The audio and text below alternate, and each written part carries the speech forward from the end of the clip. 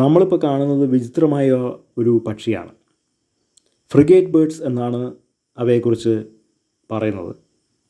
അത് പലതരത്തിലുള്ള കുരുവികളും ആൽപൈൻ സ്വിഫ്റ്റുകളൊക്കെ ഇവരുടെ ഇടയിൽ ഉണ്ട്. ഇവർക്കുള്ള ഏറ്റവും വലിയ പ്രത്യേകത പറന്നുകൊണ്ടിരിക്കുമ്പോൾ അടക്കം അവർക്ക് ഉറങ്ങാനായിട്ട് പറ്റും. അവർ യൂണി ഹെമിസ്ഫെറിക് സ്ലോ വേവ് സ്ലീപ്പ് ആണ് ഉപയോഗിക്കുന്നത്.